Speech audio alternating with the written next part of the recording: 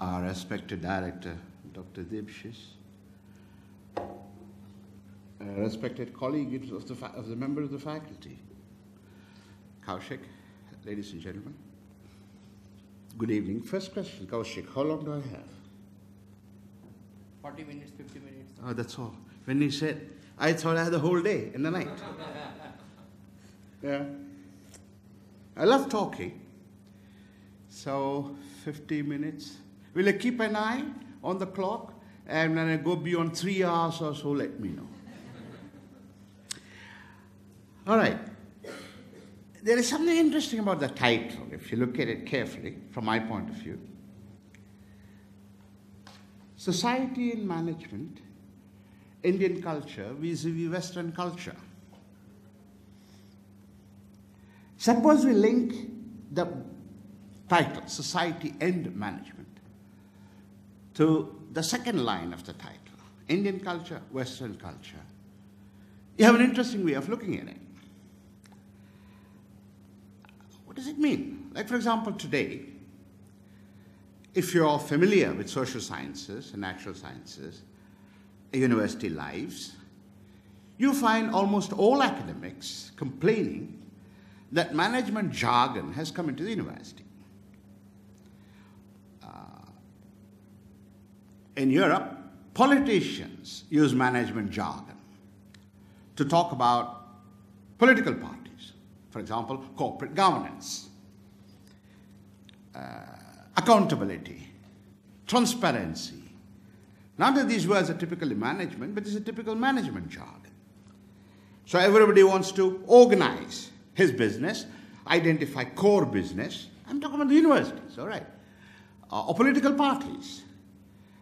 Talk about who the clients are. So, in fact, there are many people, intelligent people, creative people, gifted people, concerned people, who think the curse of this time, that's after the Second World War, is a penetration of management jargon in society. Why do they call it jargon? Because one thing is very clear. Management specialists are worse than astrologers. Why do I don't say that, okay? So please don't shoot me. Wait till I'm finished speaking. And then you can shoot me. I'll find some protective armor or something. Why is it jargon? Because if management is all that good, how come there are so many bankruptcies? Yeah? It's like literally the so-called, that's what they say, recept to good management structure is as good as going to a good astrologer and giving you a horoscope. Predictions are just about, sometimes it works, most of the time it doesn't. So, actually academics are very angry at management people because management has jargon, has come in, not merely the jargon, the way of looking at everything, as though society is a firm, as though university is a business firm, as though there are business processes in a family, and so on and so forth. Time management, etc., etc. I'd like to suggest to you, that's what happens. From the perspective of Western culture, you move from management to society. That is, you have some idea of what it is to manage business organizations. This idea actually borrows from other theories, like, for example, management has borrowed very heavily from political science, even though we might not know about it. For example, the idea that each shareholder has one vote is borrowed from political theory, because in the management, in the beginning of the 20th century, it was not that way at all. The idea of corporate governance and so on and so forth comes from political thinking and ethical thinking. Corporate governance is basically thinking about ethics of management. So this is not contribution of management, it's contribution of other theories which management has borrowed, and now it undergoes a reverse process and goes from management of business organizations to organizing society. Now this is a very typical, this is one way of looking at your title, contribution of Western culture, that is, move theories and organizational forms from management to society. Which means what? Vis-à-vis what? Vis-à-vis Indian culture. Which means society and management. That is to say, how society is thought about goes to business organizations. That is, thinking about business organizations is a result of thinking about society and some ideas about society, what is good for people and so on and so forth. That is to say, Indian traditions have been thinking for a long time, which is about 4,000 years or more, about, or Indian intellectuals, not Indian society as a whole, Indian intellectuals, and these stories is what went to Indian Indian organizations, and that's why till about the 15th, 16th, till about 10th century definitely, but in 10th and 15th centuries, Indian gross domestic production constituted more than 50% of international economy. That's why our industries flourished, our trade flourished across the whole world. What happened thereafter is a different issue. I won't go there. Now, in other words, what I'm going to tell you is that society and management, you can look at it two ways.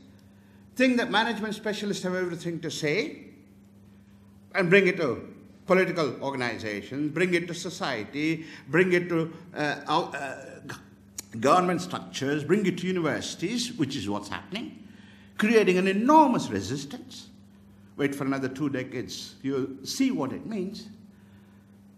Extraordinary hostility they have. Rightly so, I think. That's Western way. The Indian way is the opposite.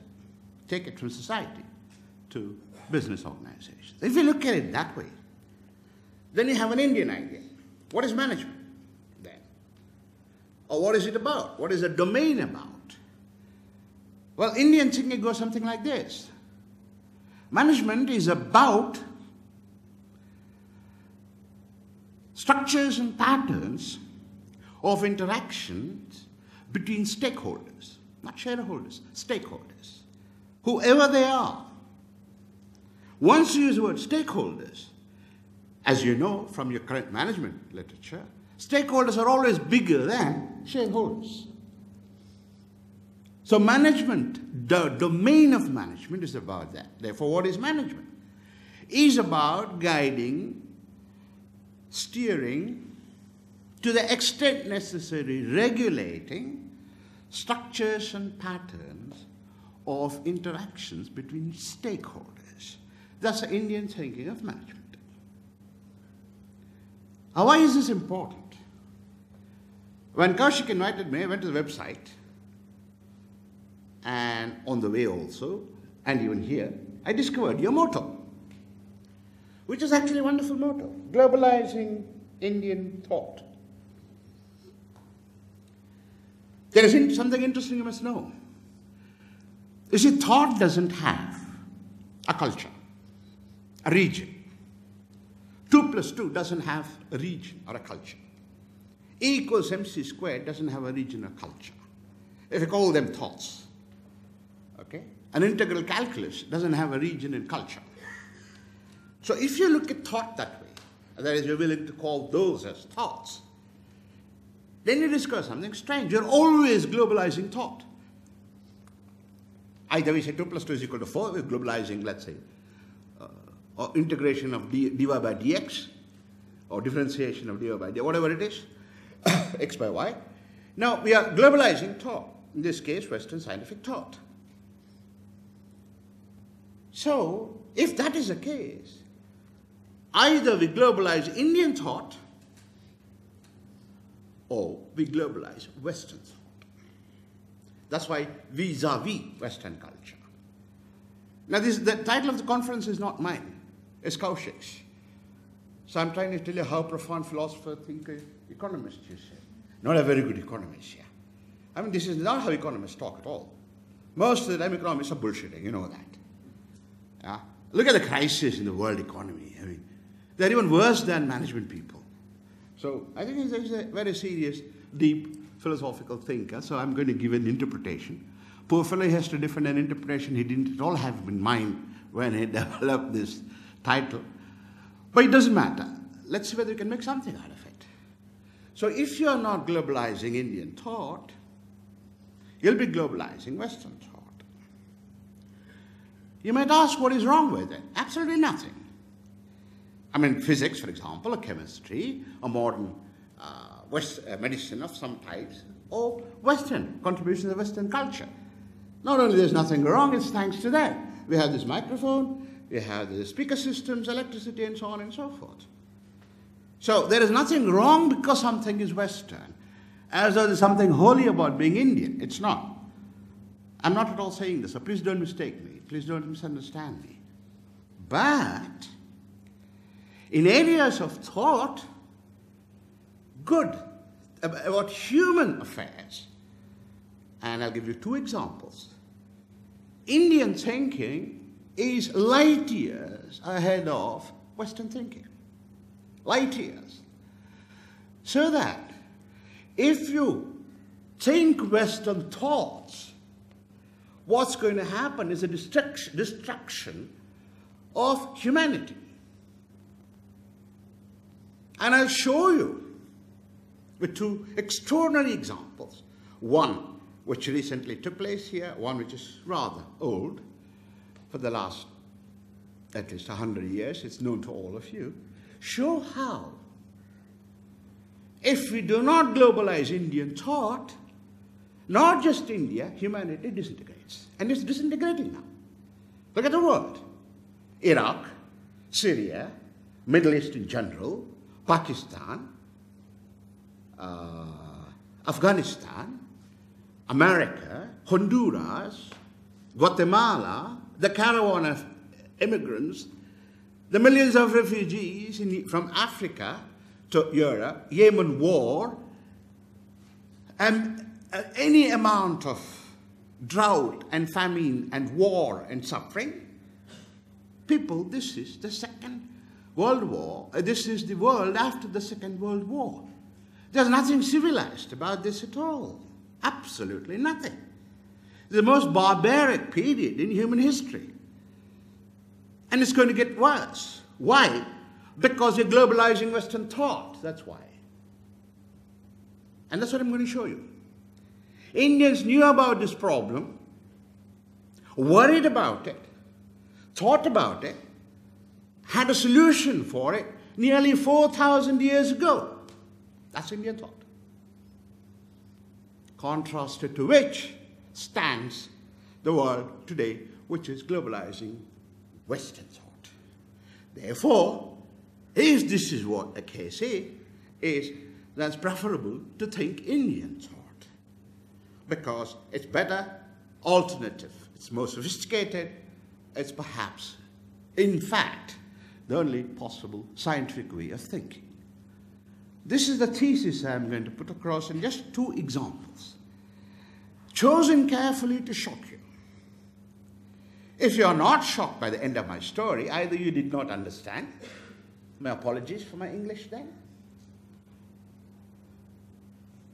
or you were sleeping. You're welcome to do that. But I must tell you, as a professor, I have a very bad name. When students sleep in my class, I make them get up and leave the room. So if you don't want to be insulted, when you sleep, please sleep with your eyes open. Don't trust it. All right? Okay. Now, you all know the story about India, which is what? India has caste system, as a social order. It discriminates against so-called scheduled caste, scheduled tribes. Oppressed by Brahmins, which obviously constitute 3% of the population. And if I remember this newspaper story, right?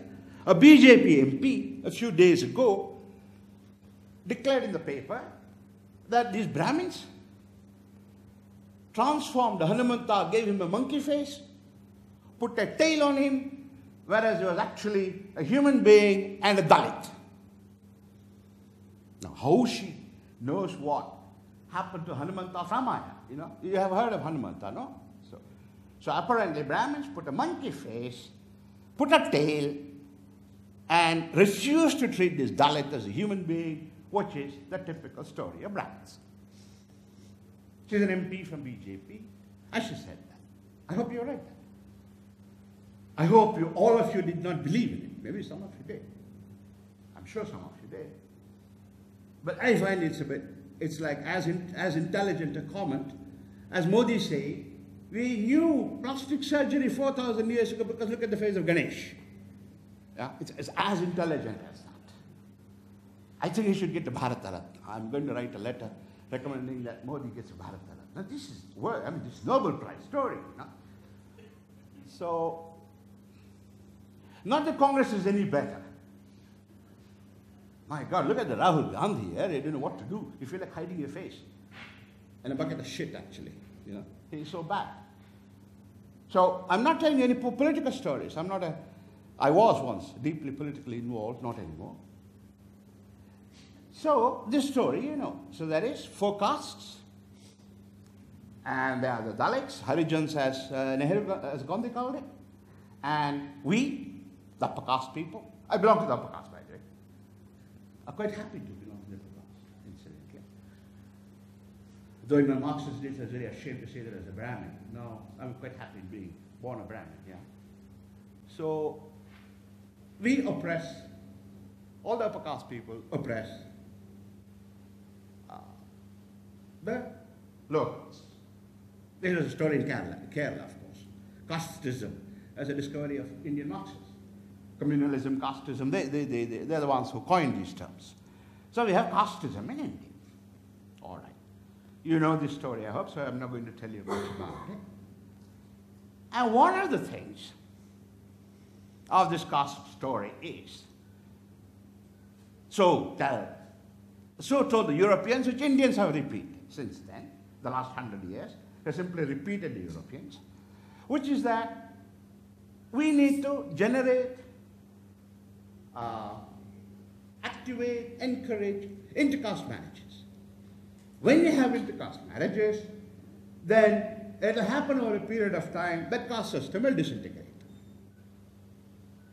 Now this is supposed to be a very progressive policy. Every state government gives you 1.5 to 2 lakhs for intercaste marriages. If you're economist, management, imagine the huge amount of waste of national resources, subsidizing intercaste marriages. Anyway, so to help break down the caste system, one of the awardees of Bharat Ratna also tells this story. See, he himself married a Brahmin in order to break down the caste system. Now, most of you, in all probability, have heard this story, believed it, without checking, asking a simple question which all scientists should do, and that is, where is the evidence for it? But some of you would have done it, and you'd have got reference to 2 texts, 3 texts basically. I'll just take 2 of them. One of them, one is in Gita. First chapter, Arjuna says, Varna Sankara will happen. You see, that's the Brahmin ideology. Second is reference to Manu, who has written Dharma Shastra, where he talks about Varna Sankara. And the third is Purusha Sukta of Rigveda, where Shudras is supposed to come from the feet of Purusha, and this is the 4 Varnas caste system. Probably you have read about it, but I don't think you would have read it. Because here is something very, very strange. They say these 4 shlokas forbid intercaste marriage. They express Brahmin ideology. So much so that in the name of secularism, equality of people, Indian governments, all state governments give 1.5, 2 lakhs. Now they want to generalize it to 2 lakhs or 2.5 lakhs. I don't know. Every intercaste marriage. And of course, you know what? Intercaste marriages take place. 3 days later, they get the money, in a manner of speaking, and then they divorce and marry again. Well, Indians are good at making money, aren't they? There's nothing wrong with that. And of course, caste system will not go away, and they keep on giving money to intercaste marriages. So remember, the support is from Gita, first chapter, Purusha Sukta from Rig Veda, and Manu. Now, I won't go to all three. Oh, sorry. See, the water is protesting. It says I must stop talking. I think that's what's going on. Because now comes the shock. I mean, the water knew and it already got shocked. Because if you look at Manu's shloka, or at Gita,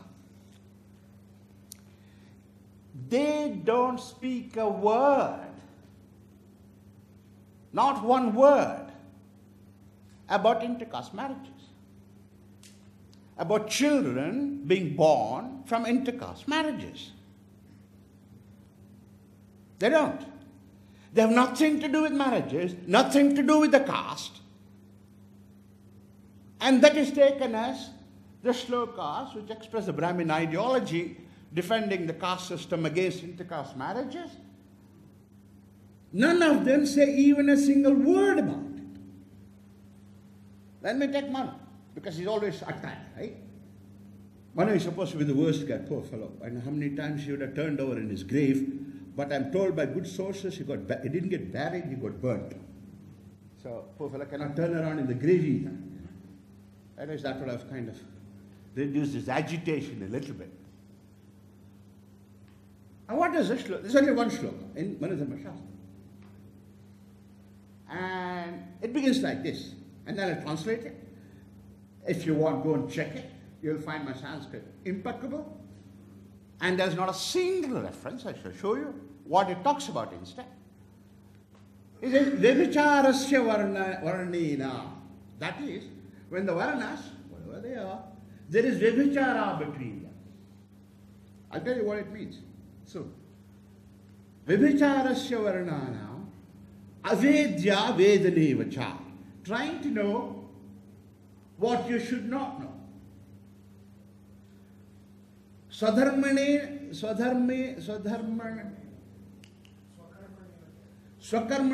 tyagena. So leaving behind swakarma, not doing swakarma, jayante varna sankaraha. Varna sankaras are born. That's what it says. So, illiterate Europeans who came to India, they said, Jayante Varna Sankaraha. That is in Pullinga. That means masculine gender. Therefore, the poet is talking about sons born out of wedlock. Jayante Varna Sankaraha. Varna Sankaras emerge, are born. They say it has to do with the children, sons basically. Vyabhicharasya varnena. What does it mean? Adultery, they say. Europeans. Vyabhichara does not mean adultery. Vyabhichara could also be one of, adultery could also be one of the vyabhicharas. But vyabhichara is not equal to adultery. Varnana is between varnas, not between individuals. Avedya vedanevacha, knowing what you should not know.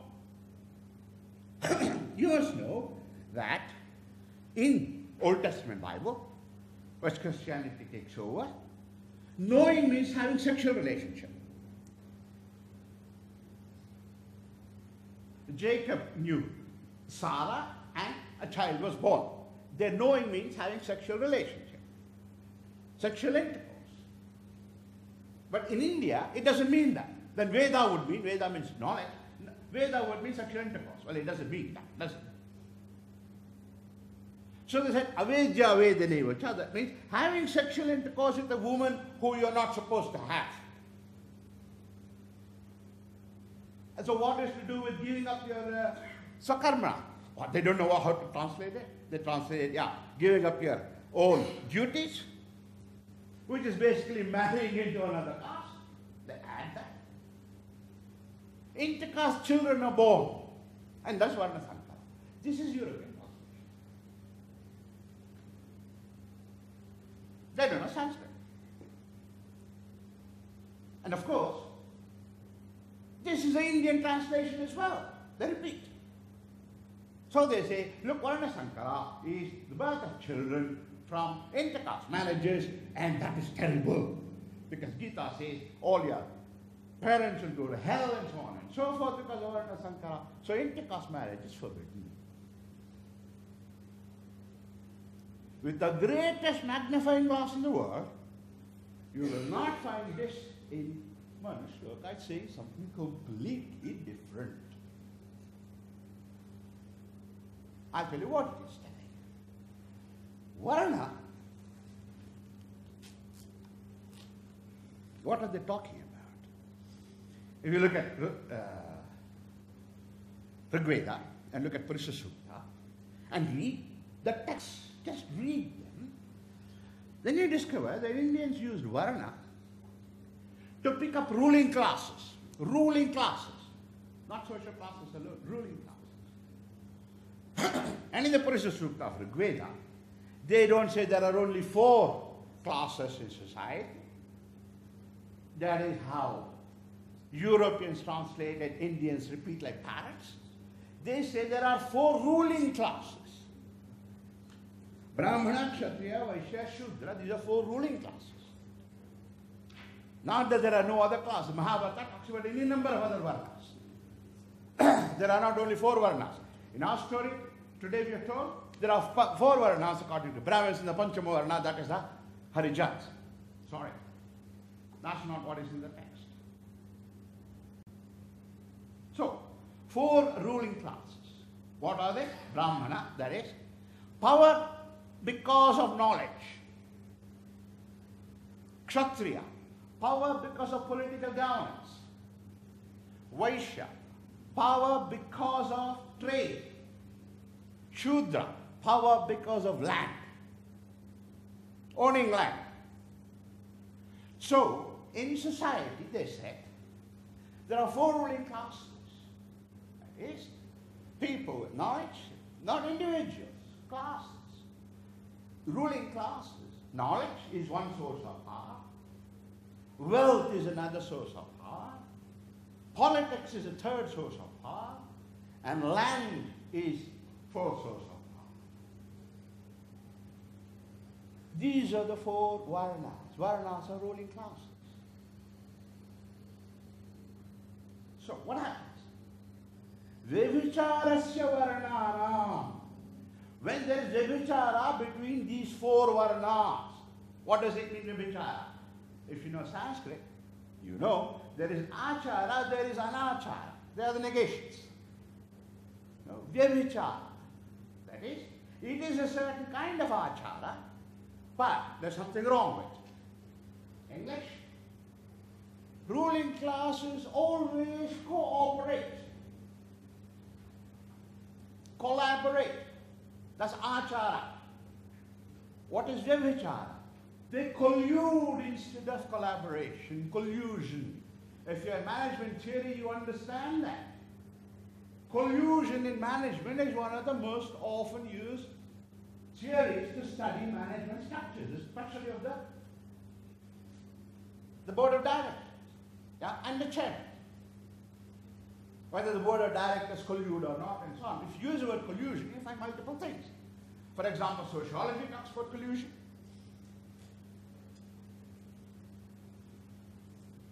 Economics talks about collusion, and firms collaborate with each other to fix the prices.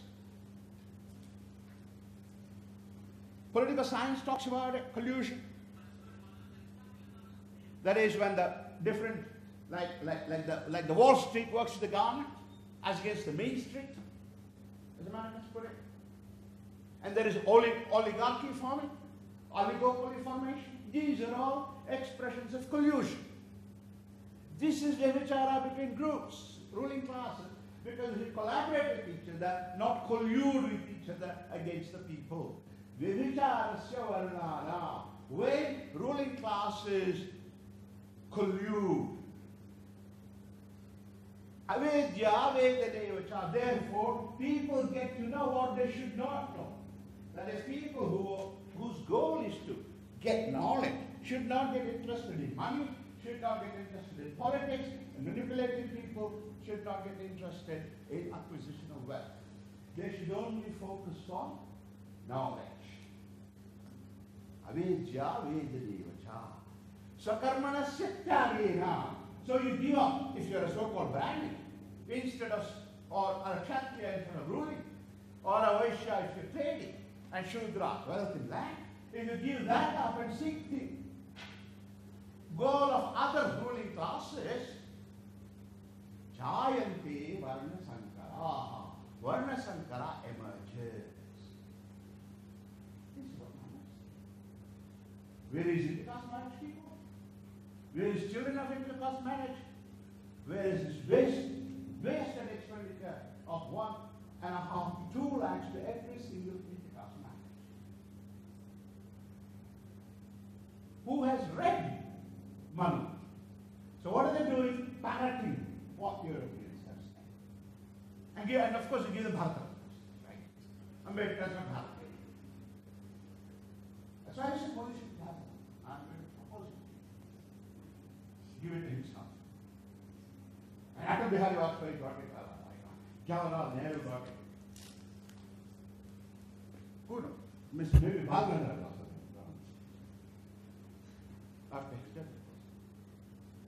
And you know who Bhagwan is? No, I'm not talking about myself. Bhagwan is a pillar. So if you look at Manu, what are they telling you? The worst that can happen in society is if ruling classes collude with each other. That is a central problem of Indian thinking about society.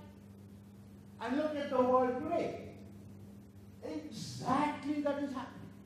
The media, political power, bankers, industrialists, landowners form one bloody big club. That's what people are revolting against all over the world, and they're calling it populism. They are fighting the ruling classes, not in the Marxist sense, please. Marxists don't know what they're talking about. So our world today is absolutely chaotic. Enormous suffering of people, war everywhere, precisely because of Varna Sankara. You don't give the 1.5 lakhs and 2 lakhs, and there is Varna Sankara. It destroys society. Indians knew this 4,000 years ago. And Gita is exactly the same, in a much different way.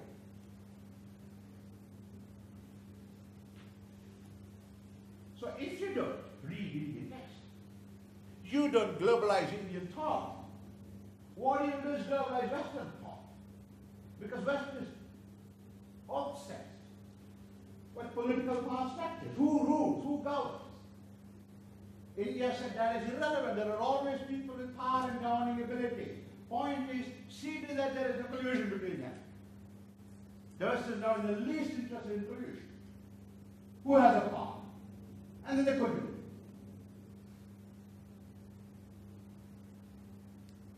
What do you want? You want to globalize Indian thought? I want to globalize Western thought. Choice is yours. You globalize Western thought, this is where we are. It's going to get worse. Don't think India is growing soft power. See, all this is bullshit. It sounds good in Delhi. Just go to different parts of India, you'll see. That's not true. Simply not true. 85% of our engineers are unemployed and unemployable. What the hell are we doing? Software? No software firm in India that I know is able to recruit people from India. They're shifting to America because software engineers don't know how to code. For example, in Python. So don't think we are a soft power, emerging soft power, made in India. Engineers can't do anything. What are you going to make in India? It's a bullshit. Because Modi doesn't know it. Why should he? Well, now this is bullshit. If I come to power, I am going to see to that all the farmer loans are waived. Okay, now what happens economically? Every government, everywhere. So farmers take the loan. Which farmers? Those who have the money, of course, and land. And they know within a year it will be waived. Interest-free credit. And you're supposed to be not anti-poor, pro-poor. You should not be anti-farmer, pro-farmer. This is a country, people. You must be ashamed to take an Indian passport and go out. Whether it's Modi or it's Gandhi. Indians were not like that. Indian thought was globalized. What is not what globalizing is saying that Arjuna, Ganesha has an elephant and because they had plastic surgery. You don't globalize that. They think we are mental retards, modernity, if you talk like that. No. Just movement from society. So they said, why? Because in the goal of people, that's India again, the goal of each individually right, and therefore also certain classes, is to be happy. So they were very keen on finding out which organizational factors or required in order to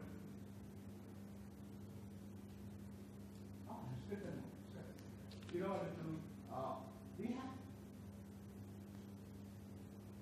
So if you were to globalize Manuscott, not Manuscott, it's the meaning of thought. He's not a theory, he didn't build a theory. But I had to figure out what does it mean? What does the ruling class mean? How do you identify them? How many ruling classes are there? What does collusion mean? These are the things, these are our responsibilities in the 21st century. But the seed has been sown 4,000 years ago. Our sir has to leave. There's some engagement. Yeah, go ahead. So what I will do, can we do Professor Jacob to come here and give him the letter of intent to him, Okay. and we have this thing. After that, we'll continue with your thing and we'll have question and answer. No problem. Well, this is a slight change in plans. Yes, I understand that. Kaushik, if I may just interrupt, I'm totally engrossed in the narrative. I wish I could be in the audience a little longer than I did. My profound apologies. That's okay. For No problem. interrupting what is an eye-opener. I think you brought such wealth of insight and ideas, and you deserve. Thank you, sir. Thank you. I hope you have a chance to talk again with my faculty. Is he presenting again? No, He's coming. All right. we invite the faculty. Anyway, let's. I hope. No, Jacob, come, please. Ah, yeah, sorry, excuse me. Yeah. Please sit down, sit down. Sit down. She must call you. I can't call you. I would now request Professor Jacob D. Rover on the stage. Let me take this opportunity to introduce him. Professor Jacob D. Rover is an assistant professor at Ghent University. He is a prominent researcher at Comparative Science of Culture Department. He has many well-acclaimed publications in prominent journals. His latest book is Europe, India, and the Limits of Secularism by Oxford University. So we welcome you.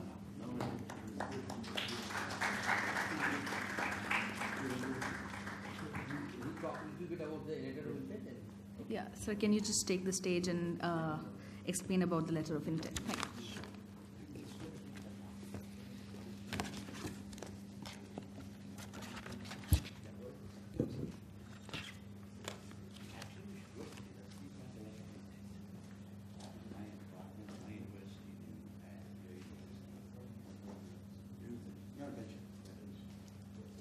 Respected Mr. Director, Professor Chatterjee, Professor Balangadara, Professor Saligram Narayan Rao Balangadara. I look forward to occasions to be able to say this. I was just given one, so thank you. Your pronunciation is improving. It's taken 25 years, but... Absolutely. Kaushik. Ladies and gentlemen, it is my great pleasure to announce the signing of a letter of intent for collaboration between the Indian Institute of Management, Kozhikode, I'm doing my best, you see, and Ghent University in Belgium. Now, this is the initiative of Kaushik. I think it's a great initiative, very important one. And usually what happens at such occasions is that we have to brand the university. We have to do some branding and spread our corporate image. Now, it's a bit painful, after what Balu has just said, to start branding my university. I find it painful even without what we just heard. Now, that branding basically consists of the following. We're number 61 in the Shanghai ranking. We have about 40,000 students, and we have lots of best practices to share with you. Now, this doesn't present our university at all. I'll just very briefly tell you a mini story, which I do think presents our university. See, what is typical about universities in continental Europe, like Ghent University, is that they draw their students from the surrounding region, draw their faculty from the surrounding region, and educate the people in the surrounding region, transmit knowledge from generation to generation. What is also typical is that the teaching is based on research and driven by research. Actually, in Flanders, there's a law that says we must do that. Now, it's this kind of environment which allowed Professor Balu, when he came to Ghent University 40 years ago, 45, losing count. When he came to Ghent University such a long time ago, he was able to develop a completely new research program, which shocked people as much as he's shocking you today, I hope. It gave the space to do so, and there was a group of us, people like Nela, Balu's other research students, myself. What are we? Well, we come from the surrounding region, from all kinds of social backgrounds, social classes, and we were able to go there to that university, be trained or get an educational program, a master's that had been developed by Professor Balu based on his research, and become researchers ourselves. Now, what's so valuable there is, you have to imagine, Flanders is what, 6 million people? So it's half the size of a major Indian city. It has 2 universities that have made it into the top 70, I think, of some of these rankings. They have fairly small budget. If you'd compare the budget to any of the better American universities or British universities, it's peanuts. Still, drawing from the local population, drawing both faculty and students from there, they're able to develop this kind of institution. Unfortunately, we're also able to begin to destroy it by introducing management jargon and corporate branding and all of that. But it's still alive. And therefore, I'm still proud to represent Ghent University here and to be able to say that the kind of collaboration we'll be able to set up is one that is based on research. It's a collaboration. The letter of intent gives us a year to explore where we want to cooperate. The idea is that we bring together management studies and Kaushik's research with the kind of research we're doing at the Department of Comparative Science of Cultures, and that we explore how we can also collaborate with the Faculty of Economics, for instance, in our university, or with our other departments that focus on culture in our faculty. And we hope that we can then go to a cooperation agreement where we can specify the different projects that we will take up. Now, up until a year ago, it would be Professor Balu speaking here, because to our great misfortune, he has retired last year. To his great good fortune. Now, the prediction is, by all astrologists, that because of his retirement, our Shanghai ranking will go down at least 20 places.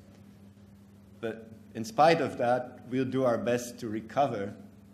And I really look forward to seeing the kind of shape the collaboration with IIITM-K will take, and building on the work that Kaushik has already started. So I'll just show, you won't see anything, but I'll nevertheless do it. It's already been signed. So this is letter of intent. Thank you.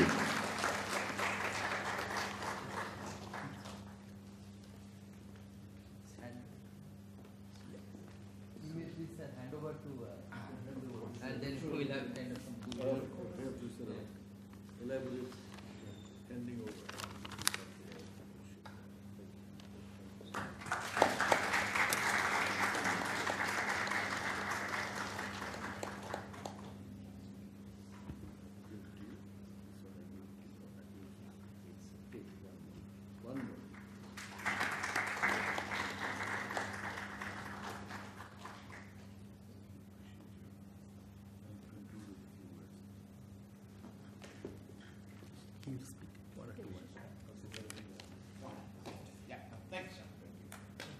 Professor Devashish would now address the gathering.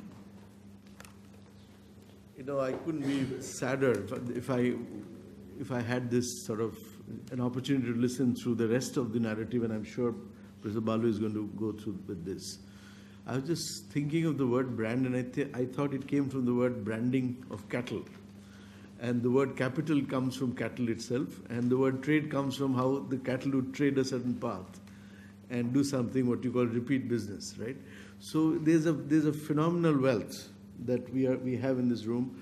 I often heard, you know, when somebody like Mukesh Ambani would leave a room, the GDP of India would go down significantly the moment Mukesh leaves the room. And the moment I think this gentleman sitting here leaves any room, the power of knowledge is reduced to that extent. So it will be our loss. Yes, can you please applaud a little loudly? This is absolutely important.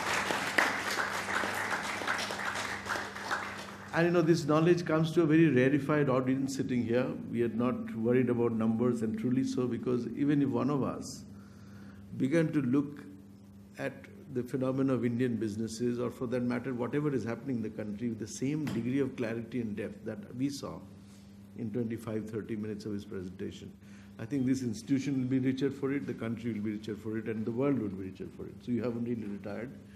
Here is an open invitation from IIM Koriko to the extent I can make that invitation on behalf of my faculty.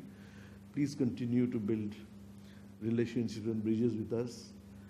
And Professor Jacob, it was singularly my privilege to be able to host you here, and my apologies that I will have to go now because business demands that I have to.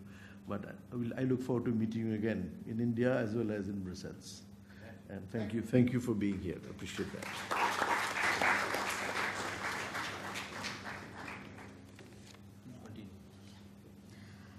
I will now request Professor Balu to come here and resume his talk. Professor Balu.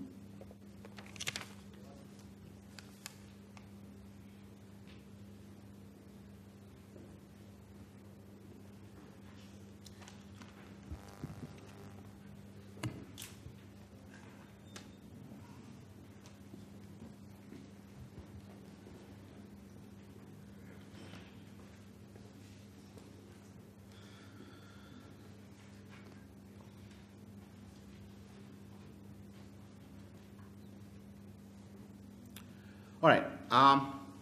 It's a pity that he had to leave, but we understand, no? He's got a lot of administrative things to keep an eye on. Okay. So there is one example, which I gave you, of what happens when, instead of globalizing Indian thought, we globalize Western thought. Because what Indians have been doing, whether in the field of political science, sociology, economics, management, is simply parrot Western thinkers. Okay? They're not really produced anything worth reading about.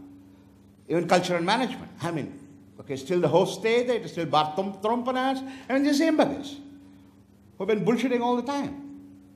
Now, I'm not saying Indians also should bullshit, but I think India should stop bullshitting and say something serious. There is enormous thinking that's gone on in India for more than 1,000 years, till something happened and the process of thinking came to a halt. So in that sense, we have not said the last word. No, that's not. But we have said more than the first word. And as you can see, our thinking on collusion just in one shloka is light years ahead of what political science, sociology, economics, management can tell us about collusion. We are the ones who are worried about it. We are the ones who found out ways of stopping it. That is the idea of what we call purusharthas. That is to prevent this. Purushartha meaning a Brahmin should only seek knowledge. They should not seek, etc. Is how to prevent collusion. So our purusharthas were meant. Kshatriya should only take care of justice, dharma, and so on. So we thought about collusion. That means you must have studied society and see what happens when collusion occurs in society.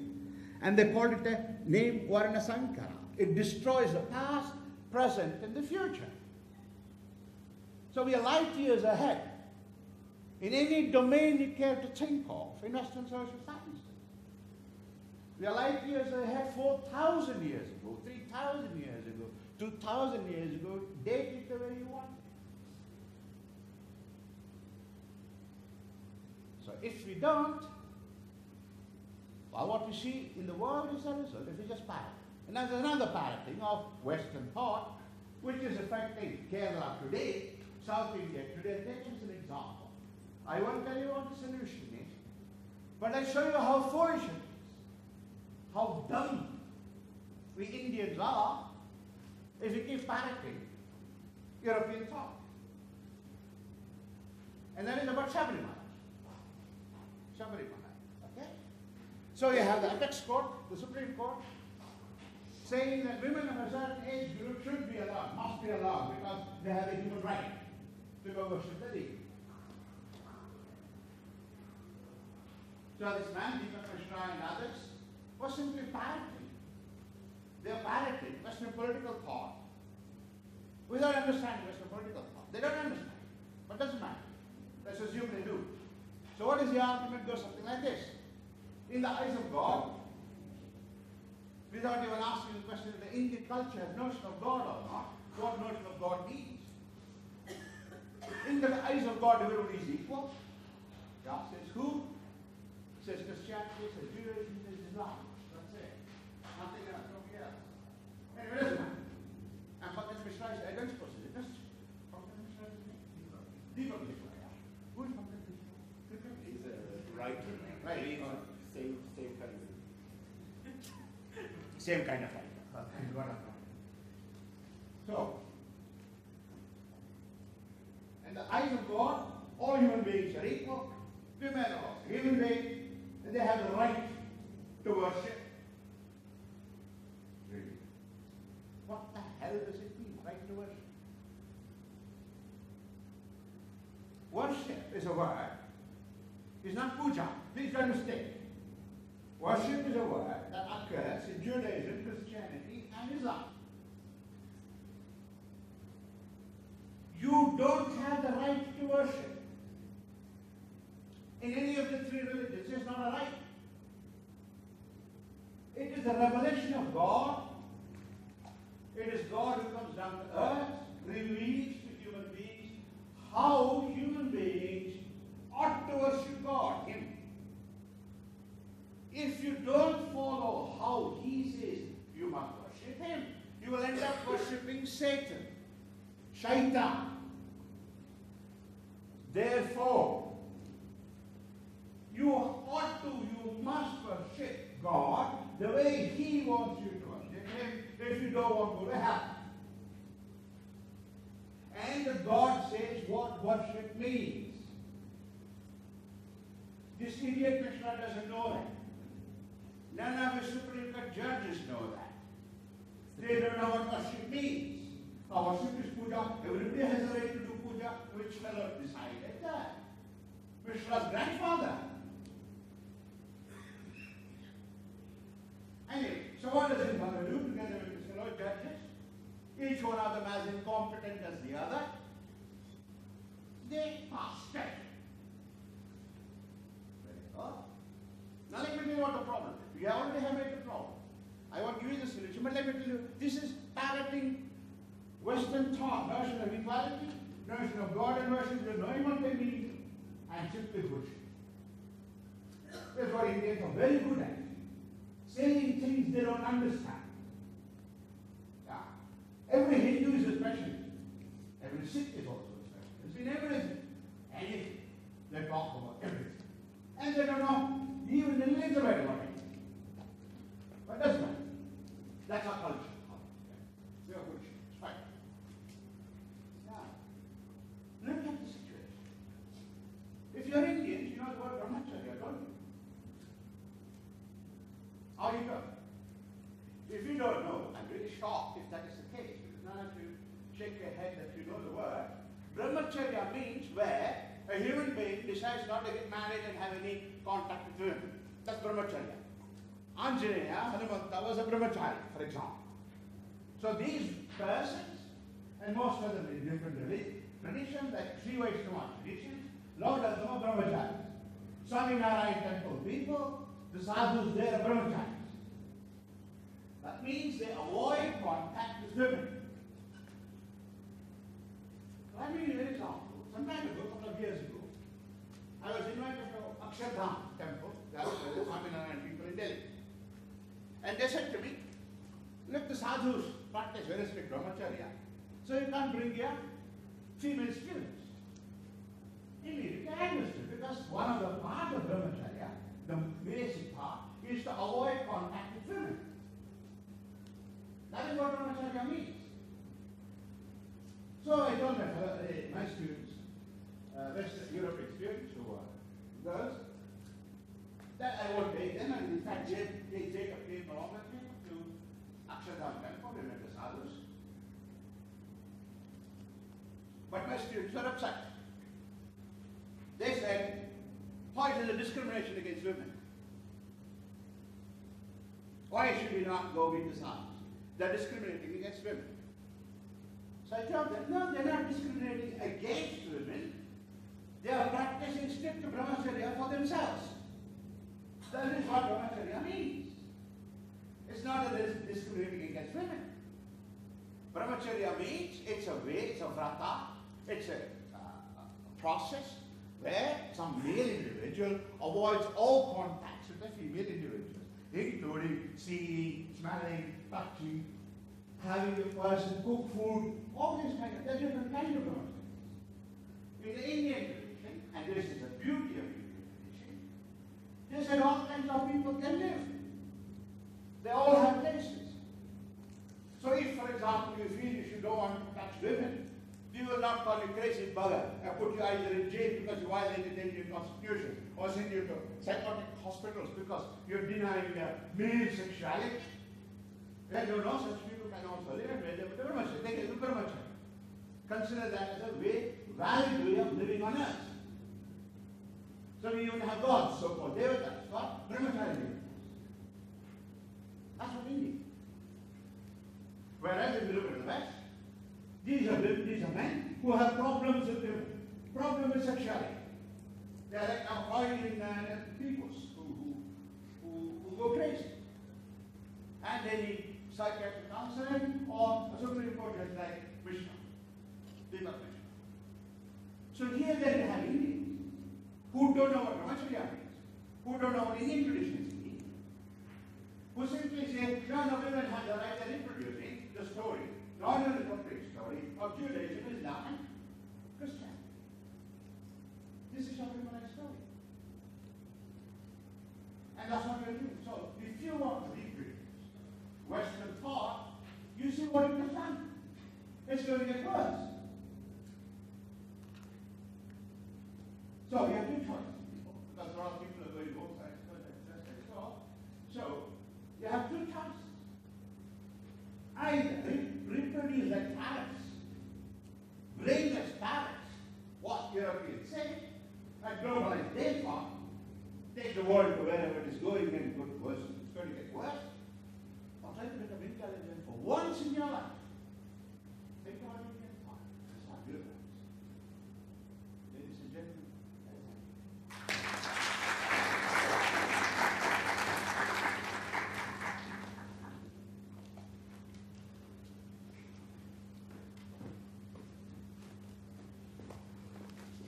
The floor is now open for a Q&A session. I request the volunteers to.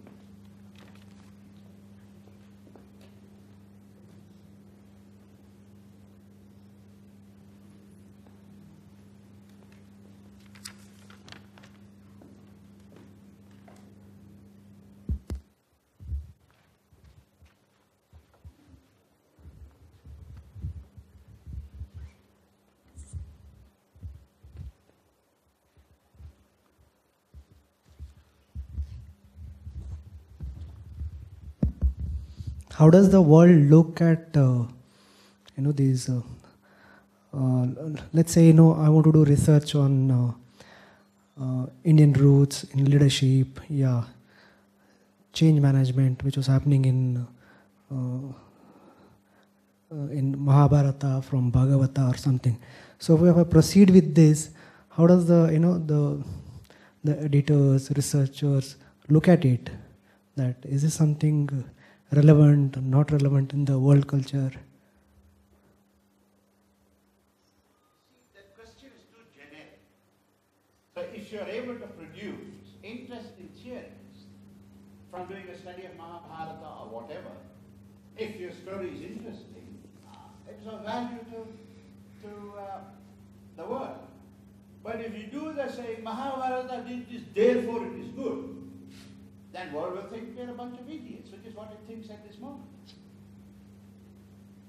So just don't reproduce because it is in Gita, or it is in Vedas, or it is in Upanishads, or in Puranas. Don't do that. Just because it's there doesn't mean it's fantastic. All right? But they have done work on it. They have thought about these issues. So if you can take them and never show it, like I just indicated to you, if you give this interpretation of one of people, will understand the importance of that shloka, no? So you can make it. I'll shout. You can hear me, no? Do you need this? No. Oh, I hear myself. I didn't have such bad voice. I thought I had musical voice, but it just fits on the case. Just one more. Hello. Excuse me, sir. So I was working on leadership competency model. So when I went with the literature, it starts with David McClelland's theory on testing for competence and intelligence. But if you look at the roots of Indian old mythological stories, it was already there. So can I go back and say that it is already there, and what is that you're trying to say and popularize it? If you can show what the old roots are saying is the same as this fellow is saying, yeah. But that's not enough. We need to know how to go forward today in the 21st century. See, while it's interesting to know how Indians did it 3,000 years ago, yeah, that is not enough for us. We have to know how we can go forward. No? So if you think Indian traditions can help you, which is what I think, to go forward, then use them. Okay. Question here. So going by this construction, would Weber and Durkheim be of no use? Are there any points of any convergence? Or if so, how future is intellectual ontology? Weber and Durkheim, absolutely no use. The contribution, what they've made to management and the way we think about society. It's always useful to read Max Weber. Very interesting to read them. They give you some vague idea about Europe. But have they said it? Like, they're better than American sociologists today. Okay. It's better to read a Durkheim and a Weber than read a Talcott Parsons and those who follow him in America. Yeah? So the sociologists in America are a bunch of cretins, buffoons. No, cretins. Emil Durkheim and Max Weber are buffoons. I mean, they're intelligent people, but they're clowns. But the cretins, those are the Americans. So don't read them. Don't read Americans. That's my strong advice to you. Avoid America after the Second World War in social sciences and humanities. Avoid as plague. All right? Europeans are better. Europeans in the beginning of the 20th century. That's why, for example, in some senses, for example, Weber, one of the most interesting things which no sociologist has followed through in his Protestant ethos and this thing. He says, today we don't understand, Max Weber is saying, what Protestant revolution meant in Europe. Nobody has followed it up. But it is true, it's one of the most fundamental movements that happened in Europe. It changed a lot of things in the world. But you still don't know. For example, you have the progressivists and Marxists and Ambedkar saying, what we need is reform of Hinduism, like Protestantism, reform Christianity. They don't know what they are talking about. So, in that sense, people like Durkheim, when he talks about suicide, for example, or even Weber, when he talks about politics as a vocation, or about charisma and so on, they have something interesting to tell us. They're far more important in that sense But I call them buffoons in the sense they're not telling us about society as such. Because both Durkheim and Weber, just like Marx, presuppose social classes exist in all societies and there is class struggle. Well, all one has to do is look at in India to show how bullshit that is. There are no social classes in India, there's no class struggle in India. Of course, Marxists say that. I mean, I also have said it. Class struggle is the motor of history. 1848 manuscript, Communist Manifesto, I also repeat it. But they don't say they are scientific accuracy. So in that sense, they're class.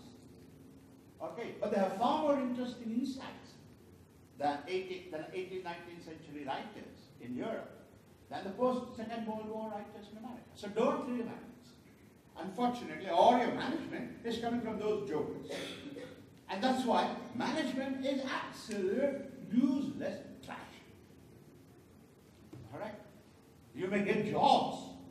Look at what's happened to Indian industries. Those Indian industries that work well are those who don't use your Wharton business school models. I have a couple of questions. One is, you mentioned about the Varnas being Varnas applicable to the ruling classes. Are ruling classes. Or the ruling classes. Are Are the ruling classes. the ruling classes.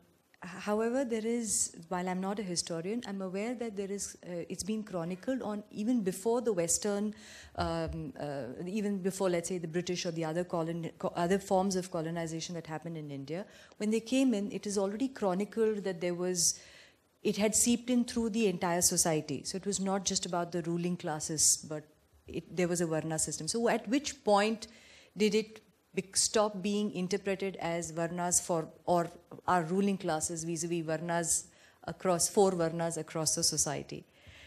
Unfortunately, the question is the result of reproducing the story about Varna system and caste system. About Varna system seeping through all Indian layers. What do you mean?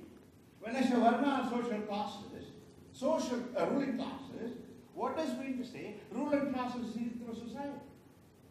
What does it mean? It doesn't mean anything. Ruling classes always rule society. So Varna could not seep at all. This is confusing four Varnas and four castes. And caste system has seeped into Indian society. That's what the Indian historians say. Yeah? That is what Rumila Tapas, etc. of this world say. And what historians do in the world today, guided by the Westerners, we Indians give Bharata Ratna to idiots.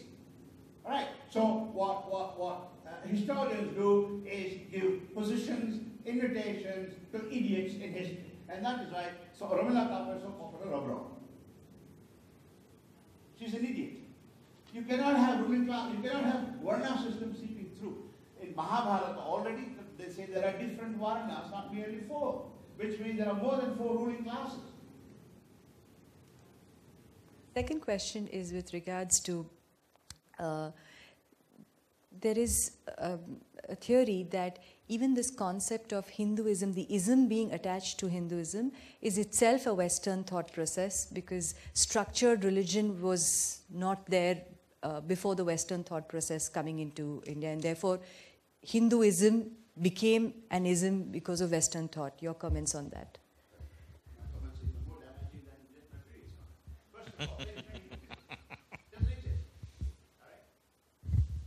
Who believes Hinduism exists? All the academics in the world and Sangh Parivar. It doesn't exist. It never existed. We talked that. Let me give you, today also, still there, my brother's children speak that way. They are living in India. But let me give you a biographical example, autobiography. I must have been about 11 or 12 when I went to high school. Or maybe, no, 10, 11, something. So I was government school, government high school, and we had to fill the application form. And one of the questions, so what is your religion? And it had the following, Christian, Mohammedan, Buddhist, other, Jain, I think, other. I didn't understand the question. So I went to my father, who was a graduate. So he was university educated. So I asked him, how should I answer this question? He looked and said, right, not applicable. Because I was not a Hindu, I was not a Christian, I was not a Hindu and other, So I was not a Christian, I was not a Jew, Muslim, was not a Buddhist, I was not a Hindu. I didn't know what the Hindu meant. What I knew was, my family used to be called Sanketi, because that's the language we spoke. So I was a Sanketi Brahmin, that much I knew. But I didn't know what the hell Hindu was. So I wrote Nayam. Went to the classroom. My teacher was there, was a Muslim, Saeed Ahmad. Hey, he said, Bhagananda, come here. Yes. What have you written here? Are you Hindu? Are you a Christian? No. No. Are you a Muslim? No, sir. Are you a Jain? No, sir. Then, are you a Buddhist? No, sir. Then you are a Hindu. No, sir, I am a Sanketi Brahmin. Oh, it still hurts. Is it right Hindu? Oh, first time I said, no, sir, I'm a Sanketi Brahmin. Give me one more. More powerful one. Right Hindu. I wrote Hindu. So next year, I tried the same trick with a new teacher who was not a Muslim. Same thing, not applicable. Got the same problem. This time I got 23 times. So I said, no, they asked me what is your religion, right Hindu. I did not know what Hinduism meant. To this day, when my brother's children, say 25, 30 now, they say it's a Hindu. You ask them what is the religion. And you ask them what is Hindu, they don't know. So you go ask Indians what is Hinduism, the only people who can answer is Sankarivar. Yeah. Even the Rahul Gandhi says he's a Hindu Brahmin, he doesn't know what the hell it is. I'm a circumcised Muslim pretending to be a Brahmin. Come on, you're in India, it's possible. You know that he's a circumcised Muslim, right? I mean, his mother was a Catholic, his grandmother was a Muslim. His grandfather was a Muslim. That's when they had a problem with fellows. So they are Muslim. And he's going around the Tatari Guru, right? You know, the sacred friend and all. Alright? So we don't know what it means. Hinduism doesn't exist. So that's my book about it. I show why Hinduism doesn't exist and why people believe that Hinduism exists. That's a book.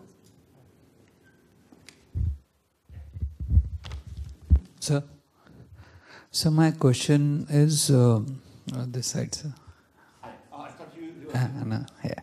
So we heard such a nice explanation from you. How do you motivate yourself, sir? What is the way you are so active? You are reading, you are thinking in such an active manner. What do you really motivate yourself, or it comes naturally to you, sir? How does that happen? First jocular answer. Drink Chavanaprash. All men become active. No. Which I give an honest answer. Don't think I'm making fun of you. Because people like you exist, you motivate me. Really, see, you are the future of the country. You are the future. Okay? So people like you are there asking questions, thinking about issues, want to get knowledge. How can I not be motivated? I'm a teacher. So as long as people like you exist, I'll always be motivated. And a little bit of Chavan also helps, even though I'm not eating it so far.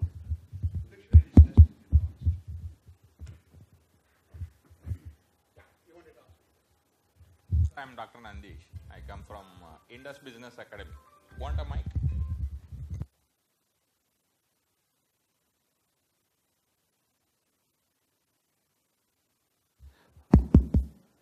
I'm Dr. Nandish from Indus Business Academy, Bangalore. In fact, this conference theme attracted me. That's the reason why I'm here. First of all, thank you to IIITM-K and Professor Kaushik for putting it. With this context, I request Professor Balu to throw a light on one important thing. See, we have about 4,700 B schools. And if you look into the whole teaching of the MBA or PGDM or whatever the management course which we look, probably 95% plus is driven by either Western or European thought, American and European thought, to be a little more specific. If we don't teach our Indian thought process to this young generation, who else is going to preach it? Who else is going to practice it? I think with your erudite thought, please enlighten us. How can I enlighten you? You know the answer as well as I. And this is the responsibility we have. You see, let me give you one of my favorite, not about business schools even worse, one of my favorite hobby horses, which worries me a lot. See, all over India, you have kids going to what, CBSE and such other exams, boards. All the school, about 95% of these young children go for private tuition, yes?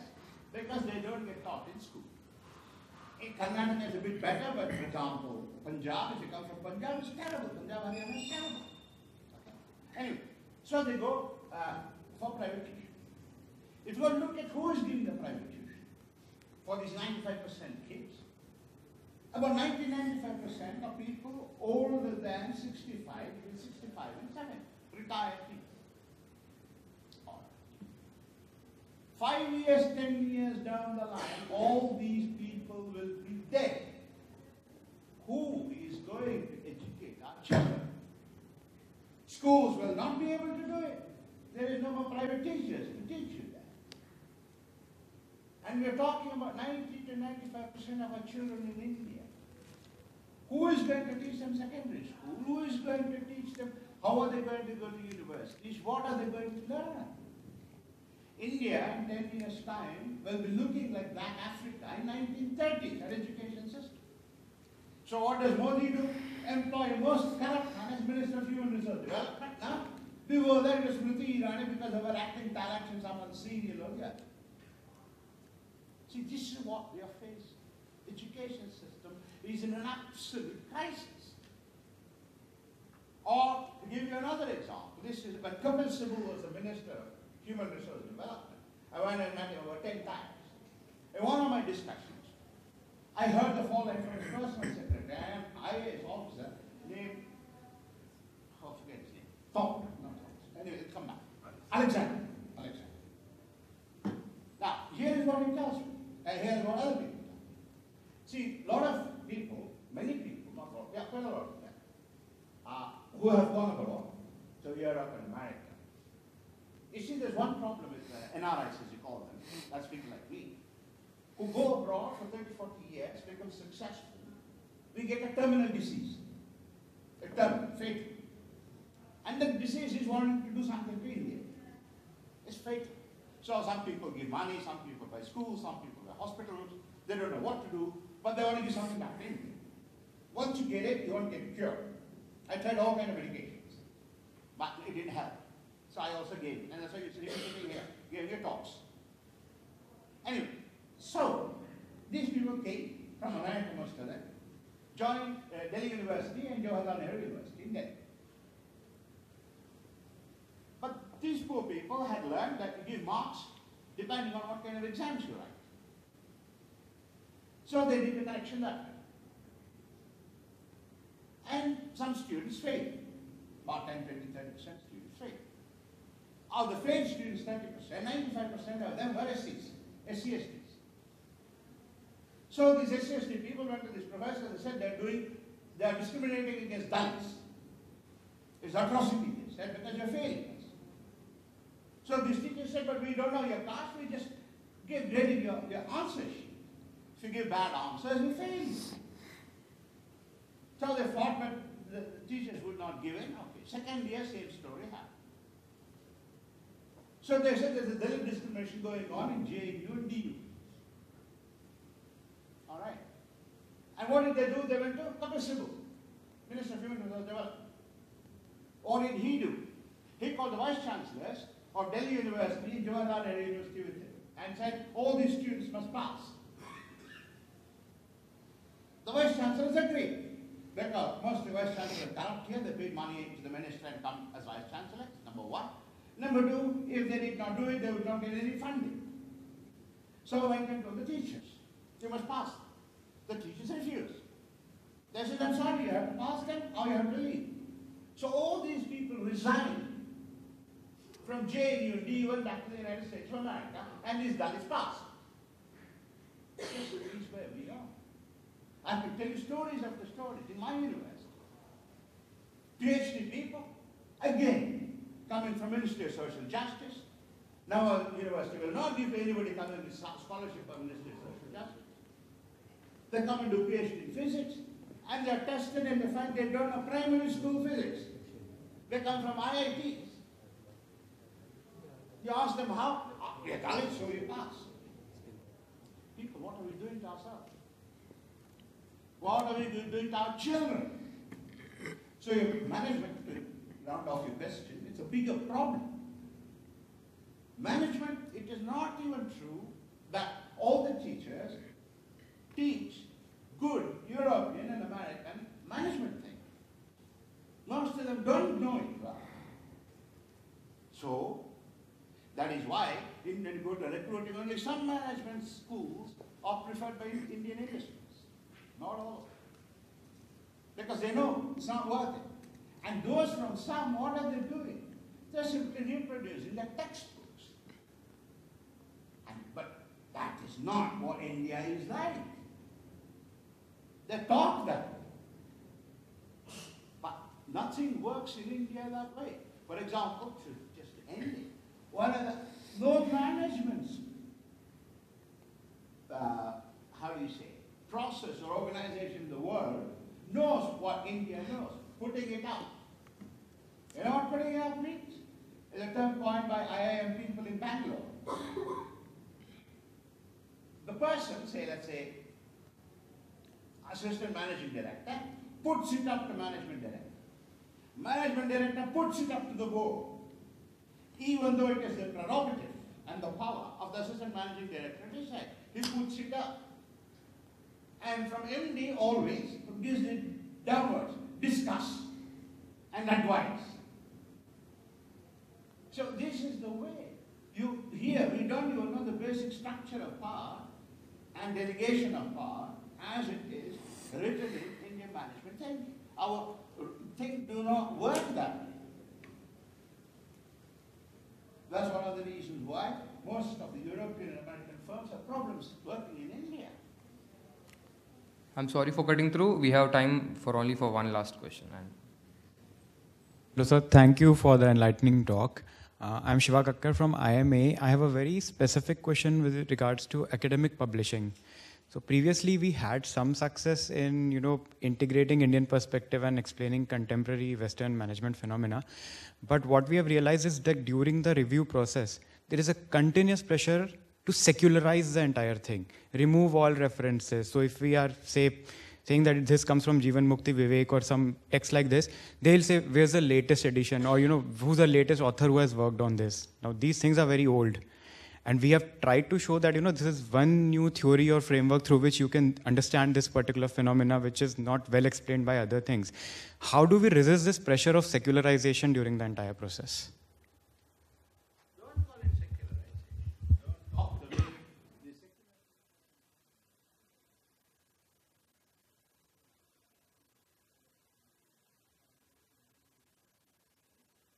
That's not your position.